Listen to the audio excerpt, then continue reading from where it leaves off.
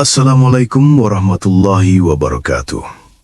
Salam mistis, salam demit, dan salam horor untuk kalian semua, para penikmat cerita seram. Kembali lagi bersama saya di Gria Demit, tempat kita menguak kisah-kisah mencekam yang diangkat dari pengalaman nyata para korban. Siapkan mental, matikan lampu jika berani, dan mari kita selami kegelapan. Kita mulai dari kisah yang paling kelam, sebuah cerita tentang ambisi, pengkhianatan, dan tumbal nyawa. Ini adalah kisah tentang ayah dari sahabat Gria bernama Rudy dan misteri babi ngepet yang mengantarkannya pada akhir yang amat tragis. Kisah ini terjadi di sebuah desa kecil yang masih kental dengan adat dan kepercayaan mistis. Rudy, sahabat karib saya sejak SMP, adalah anak tunggal dari keluarga yang terlihat biasa saja. Mereka tidak kaya raya, tapi juga tidak kekurangan. Namun, dalam waktu singkat, semuanya berubah. Tahun 2005, tiba-tiba keluarga Rudy menjadi makmur. Sang ayah yang tadinya hanya seorang pekerja serabutan mendadak membangun rumah permanen, membeli motor baru, dan bahkan menyekolahkan Rudy ke sekolah swasta terbaik. Semua orang berbisik, tapi tidak ada yang berani bertanya langsung. Ayah Rudy hanya menjawab santai, "Rezeki anak soleh." Saya ingat, saat itu Rudy sering mengeluh. Bukan karena kekayaan, tapi karena tingkah laku ayahnya yang semakin aneh. Ayahnya selalu mengunci kamar di lantai atas, keluar rumah setiap Selasa dan Jumat malam setelah jam 12, dan yang paling mengerikan, Ibu Rudy terlihat semakin kurus dan sering sakit-sakitan, seperti ada energi yang diisap dari tubuhnya. Puncaknya adalah ketika beberapa warga desa mulai kehilangan uang secara misterius. Bukan hanya uang tunai, tapi perhiasan emas yang disimpan rapat di lemari pun bisa raib tanpa jejak. Desa menjadi mencekam. Para tokoh agama dan sesepuh desa mulai curiga. Mereka berunding dan memutuskan untuk melakukan pengintaian. Pada suatu malam Jumat yang gerimis, sekitar pukul 1.30 dini hari, sekelompok pemuda desa bersembunyi di sekitar rumah ayah Rudy. Mereka membawa ranting pohon duri dan obor. Tiba-tiba, dari pintu belakang rumah ayah Rudy, muncul sosok yang membuat darah para pemuda itu seketika beku. Itu bukan manusia. Sosok babi hutan berukuran sedang, tapi dengan sorot mata yang dingin dan menusuk, melompat keluar dan berlari cepat menuju rumah-rumah warga. Beberapa pemuda bergegas mengikuti babi itu, yang lainnya mengendap-endap ke rumah ayah Rudy. Mereka mengintip ke jendela kamar terkunci yang selalu menjadi misteri. Di sana, mereka melihat Ibu Rudy. Ya, Ibu Rudy duduk di tengah kamar, hanya mengenakan kain jarik di depan sebuah cermin besar dan nyala lilin. Tangannya memegang sebuah lilin yang harus dijaga agar apinya tidak padam. Wajahnya terlihat sangat lelah, ketakutan, dan pucat pasi. Dia adalah kuncennya, orang yang menjaga wujud manusia ayah Rudy saat sedang ngepet. Tiba-tiba, dari kejauhan, terdengar teriakan. Babi itu sudah tertangkap. Para pemuda yang mengejar berhasil melukai babi ngepet itu dengan ranting berduri. Dengan tubuh luka, babi itu berlari kembali ke rumah ayah Rudy. Tepat di halaman rumah, di bawah pohon mangga, babi itu berubah wujud. Ya, di depan mata puluhan warga yang sudah berkumpul, babi itu kembali menjadi ayah Rudy. Wajahnya panik, tubuhnya penuh lumpur dan darah dari luka tusukan duri. Desa gempar. Amarah warga yang sudah lama terpendam, yang merasa uang dan harta mereka diisap oleh pesugihan ini, meledak tak tertahankan.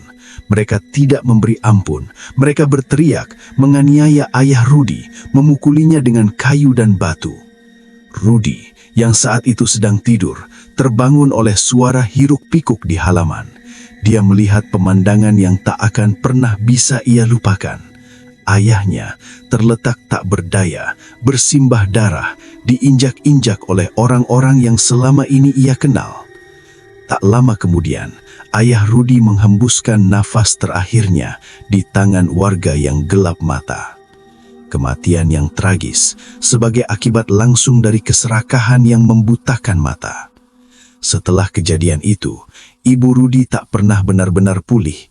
Ia kehilangan suaminya dan ia harus menanggung beban batin karena menjadi bagian dari pesugihan terkutuk itu. Rumah mewah yang dibangun dengan pesugihan itu perlahan-lahan hancur, ditinggalkan, dan menjadi saksi bisu betapa mahalnya harga dari sebuah ambisi duniawi. Rudi, ia mencoba untuk bangkit, tapi bayangan tragis kematian ayahnya akan selalu menghantuinya. Sungguh mengerikan. Dari keserakahan, kita beralih ke kenakalan yang berujung pada teror yang nyata. Kisah ini datang dari seorang teman lama sahabat Gria, sebut saja namanya Bowo. Ini adalah pelajaran pahit tentang mengambil hak milik orang lain dan berhadapan langsung dengan penunggu gaib yang tak punya ampun. Ini tentang niat mencuri kelapa di kebun Pak Darto dan pertemuan mematikan dengan gundul pringis. Bowo, Jono, dan Koko, 3 remaja kampung yang dikenal bengal. Mereka sedang bosan dan lapar di tengah musim kemarau yang panjang. Godaan datang dari kebun kelapa Pak Darto. Kelapa di sana, kata orang-orang, adalah kelapa terlezat seantero desa. Tapi kebun itu juga dijuluki hutan 1000 jin karena keangkerannya yang tak tertandingi. Siapapun yang nekat masuk tanpa izin pasti akan sial. Ah, paling cuma cerita orang tua buat nakut-nakutin, ujar Bowo dengan nada sombong, meski keringat dingin sudah mulai membasahi punggungnya. Malam itu, pukul 23.30, di bawah rembulan tipis yang tertutup awan mendung, mereka menuju kebun. Suara jangkrik lenyap begitu mereka mendekati pagar bambu yang sudah bolong di sana-sini. Adara di luar kebun terasa normal, tapi begitu mereka melompati pagar, sensasinya langsung berubah drastis. Dingin yang menusuk meski malam itu seharusnya hangat. Bau tanah basah bercampur dengan aroma bunga Kamboja yang memabukkan, seolah-olah ada upacara gaib yang sedang berlangsung di sana. Mereka sepakat, yang memanjat adalah Bowo karena dia yang paling cekatan. Koko dan Jono berjaga di bawah, membawa karung goni dan senter kecil. Bowo mulai memanjat pohon kelapa pertama, pohon yang paling rimbun buahnya. Semakin tinggi ia memanjat, semakin kencang desir angin yang ia rasakan. Tapi anehnya, daun-daun di bawah tidak bergerak. Hanya di sekitar Bowo saja angin itu berdesir. Tepat saat tangan Bowo hampir meraih setandan kelapa pertama, sebuah suara muncul. Bukan suara gesekan daun, bukan suara binatang. Ho ho ho, siapa yang berani mengganggu kelapaku malam begini? Suara itu serak, kering, seperti suara tulang yang beradu. Tawa yang diikuti oleh suara seperti batu koral yang digiling. Bowo sontak membeku di ketinggian. Dia menoleh ke bawah. Jono dan Koko sudah pucat pasi, menunjukkan ke atas pohon kelapa di sebelah Bowo dengan tangan gemetar. Bowo mendongak ke atas. Di dahan pohon kelapa di sebelahnya, di antara pelepah yang gelap, sesosok kecil sedang duduk jongkok, kurus, hitam, dengan mata yang bersinar merah seperti bara api. Gundul pringis, gumam Jono, suaranya hampir tak terdengar. Gundul pringis itu tertawa lagi, tawa yang penuh ejekan. Ternyata cuma anak-anak nakal. Ayo turun, atau aku yang akan menjemputmu. Bowo yang panik berusaha turun secepat mungkin, tapi ketakutan membuatnya salah pijak. Kaki kiri Bowo terpeleset. Gundul pringis itu memanfaatkan momen ini. Dengan gerakan yang sangat cepat, kepala gundul pringis itu terlepas dari lehernya. Ya, Anda tidak salah dengar. Kepala itu terlepas dan dengan suara pluk yang menyeramkan, kepala botak itu jatuh dari ketinggian pohon. Bowo dan Jono sudah berteriak histeris. Mereka melihat dengan mata kepala sendiri. Kepala botak itu menggelinding kencang di tanah yang gelap, mengeluarkan suara gluduk-gluduk menuju tepat ke kaki Bowo yang masih tergantung 1 meter di atas tanah. Kepala itu berhenti di bawah kaki Bowo. Tiba-tiba, mata merah di kepala itu memandang ke atas, ke arah Bowo. Wajah Gundul Pringis menyeringai labar. Deretan gigi runcingnya terlihat jelas di balik gelap malam. "Kau mau lari?" "Tidak bisa." Suara itu keluar dari kepala yang sudah terlepas itu. Seketika, kepala Gundul Pringis itu melompat. Bukan melompat biasa, tapi seperti peluru yang melesat. Kepala Gundul Pringis itu menancap di betis kiri Bowo. "Ah!" Jeritan Bowo memecah keheningan malam. Dia merasakan rasa sakit yang luar biasa, dingin, tajam, dan panas membakar di saat yang sama. Kepalanya menggigit kuat, menancapkan gigi-gigi runcingnya ke daging betis Bowo. Bowo jatuh ke tanah bersamaan dengan suara gedebuk. Dia menendang-nendang. Jono dan Koko yang sudah kehilangan akal sehat maju dengan tongkat bambu yang mereka bawa. Mereka memukul kepala Gundul Pringis itu. Setelah beberapa kali pukulan, kepala itu melepaskan gigitannya. Dia jatuh, lalu melompat mundur dan hilang dalam kegelapan semak-semak. Tawa seraknya masih terdengar sayup-sayup. Jono dan Koko segera menyeret tubuh Bowo keluar dari kebun terkutuk itu. Mereka tidak peduli dengan kelapa, yang mereka inginkan hanyalah lari sejauh mungkin. Saat mereka sampai di teras rumah Koko, di bawah cahaya lampu yang redup, barulah mereka melihat betis Bowo. Darah mengucur deras, tapi yang lebih mengerikan, ada bekas gigitan yang jelas, melingkar, dengan jejak gigi yang kecil, dalam, dan berbentuk unik. Lukanya menghitam dengan cepat, seolah-olah ada racun atau energi gelap yang meresap ke dalam kulit. Bowo demam tinggi selama seminggu. Luka itu butuh waktu 2 bulan untuk benar-benar menutup, dan setiap pengobatan tradisional atau modern yang dicoba, tidak ada yang bisa menghilangkan bekasnya. Sampai hari ini, bertahun-tahun kemudian, bekas luka itu masih ada di betis kiri Bowo.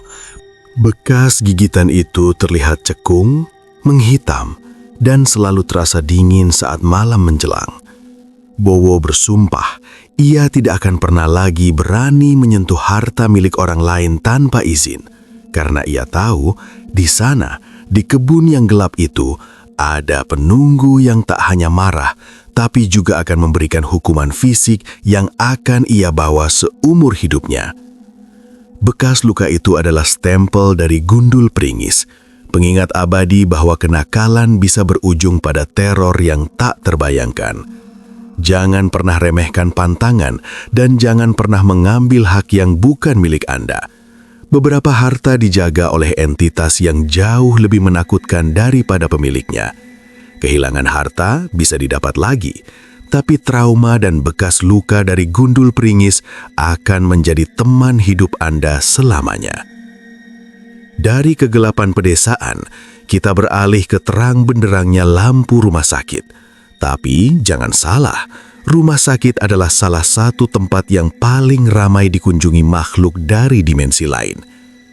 Kisah ini datang dari seorang dokter UGD. Kita panggil saja Dr. Bima. Dr. Bima adalah definisi dari seorang profesional medis modern. Baginya, setiap kejadian harus dijelaskan secara ilmiah. Hantu, jin, atau apapun namanya hanyalah ilusi yang disebabkan oleh kurang tidur atau sugesti. Malam itu, langit Jakarta seolah runtuh.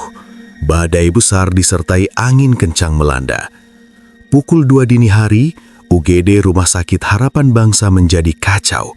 Sebuah kecelakaan tunggal yang parah membawa seorang pemuda dengan luka tusuk parah di dada. Kondisinya kritis. Tension pneumotoraks yang hebat, harus segera dioperasi atau nyawa melayang dalam hitungan menit. Tim bedah darurat dibentuk. Dr. Bima ditunjuk sebagai asisten utama bersama Dr. Haris, dokter bedah senior, dan Suster Rina, suster instrumen.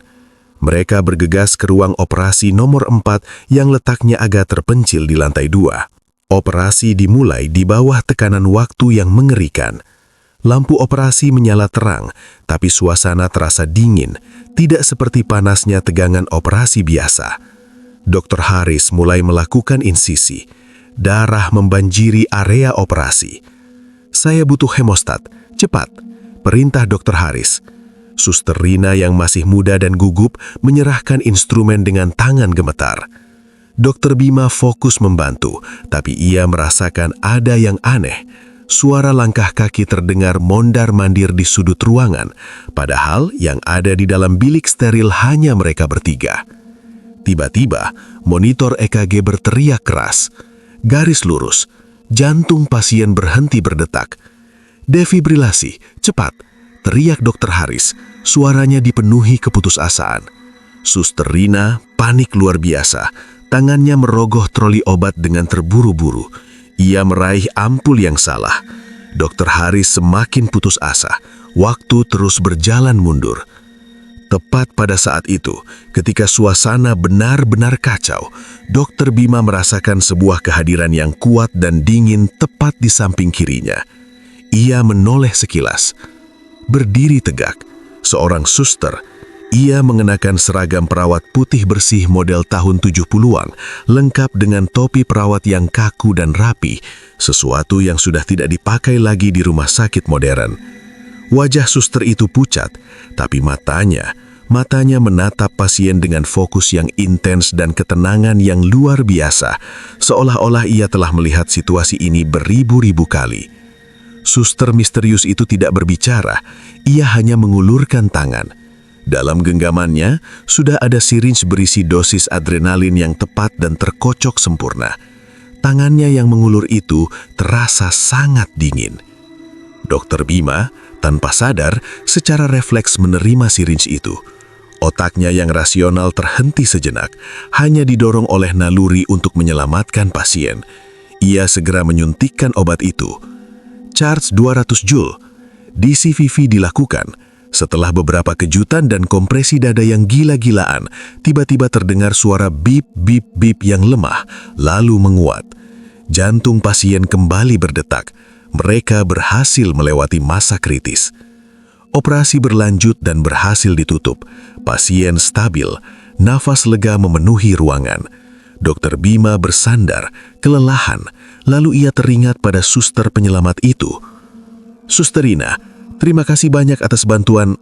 "Tunggu, kemana suster yang tadi di sampingku, yang pakai seragam putih model lama itu?" "Suster yang mana, Dok?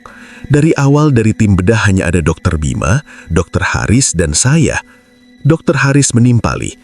"Betul Bima, ruangan ini steril, tidak ada orang lain yang masuk." Dr. Bima merinding. Ia yakin 100% ia menerima sirinj adrenalin yang tepat dari tangan suster dingin. Ia bahkan mengingat detail seragamnya.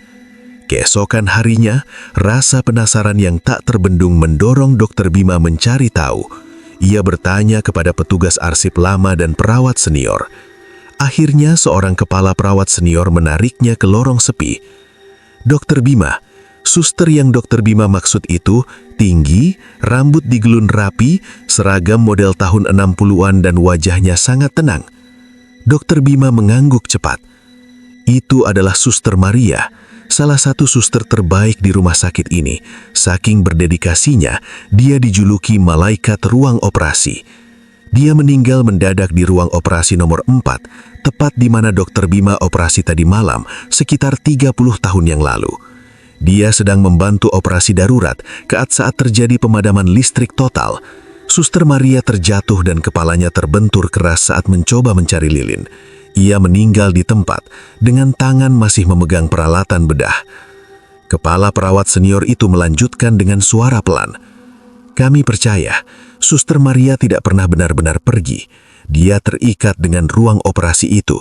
Setiap kali ada kasus yang benar-benar mustahil, atau ketika tim medis panik dan nyawa pasien di ujung tanduk, ia muncul, ia membantu, ia menyelesaikan tugasnya tertunda."